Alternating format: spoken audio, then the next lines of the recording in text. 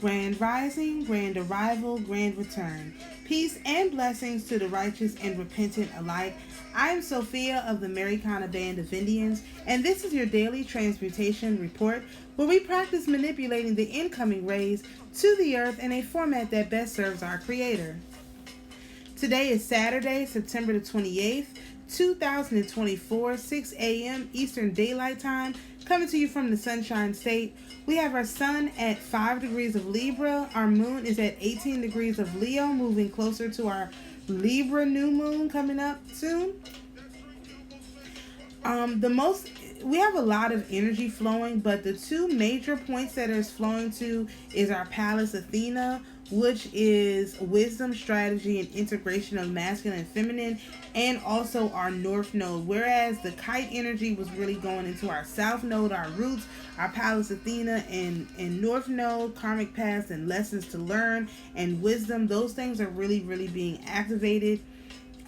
We have opposition basically between the north node and the sun. We have a trine from Pallas Athena to the north node, and we have an inconjunct between Venus and the north node. So all these energies pointing at the north node, then pointing right back at Pallas Athena is the north node, and also Chiron is in the quincunx, and then we have a sextile energy between the sun or the south node and Pallas Athena. We still have these trine energies between Sedna and Uranus with Vulcan and Mercury.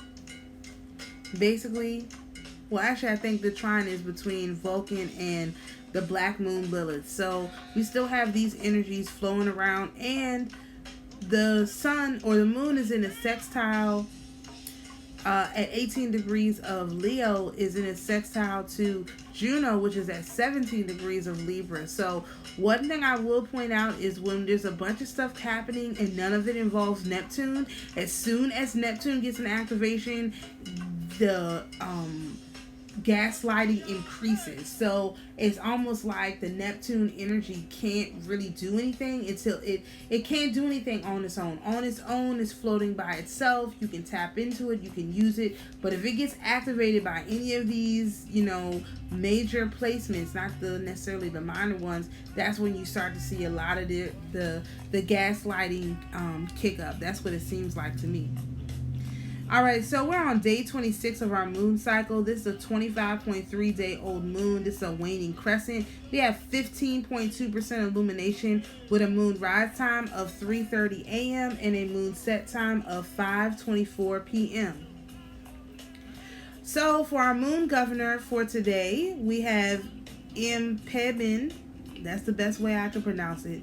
It is the special commission of the 26th head of the moon sphere to explain to the spiritualite who has got into contact with him the causes and effects of the sun and its light in its mental, astral, and physical relation to the moon and the moon sphere. Furthermore, the effects of these influences on the zone girdling the earth, as well as on our physical world, its mineral, vegetable, and animal kingdom. Impediment also informs the spiritual light of the influences that the sunlight has on the moon, and from there on our human bodies in the mental, astral, and physical respect, and teaches him the practical application of all this knowledge. So this guy specifically works with the effects of the sun and its light. So this is why you have the emphasis today on the north node. The north node is where we're heading. The north node is like the light of the moon, I guess is the best way to describe it based on this guy. And if you acknowledge him, he will assist you in making the best out of this energy. Well, the light is the wisdom. So the good parts, the positively polarized energy. So this guy can help you make the most of not just the north node, but also the Pallas Athena energy, and really tapping into the wisdom and also tapping into the lessons that need to be learned and any dharma that you have coming your way. Alright, so for our astrotarography sun sign decan, We are in the Two of Swords energy, which is indecision, solutions, and difficulties. This is our intuition card, and we can best transmute this through the Two of Wands, which is plan, travel, and new ideas. This is our outside influence card, or our Jezebel card. Through the well, in this position, it's not Jezebel, it's Elijah.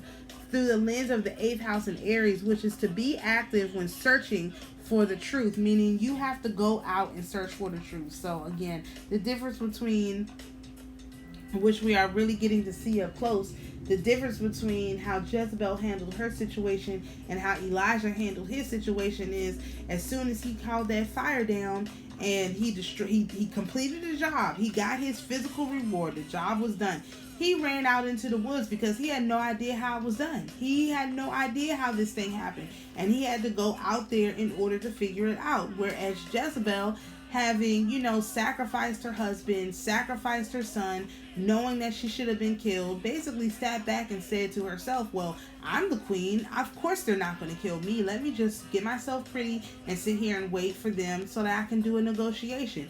No introspective, no considering what her role was in this whole thing, nothing to try and make herself better, none of that. So that's the difference between the Jezebel energy and the Elijah energy.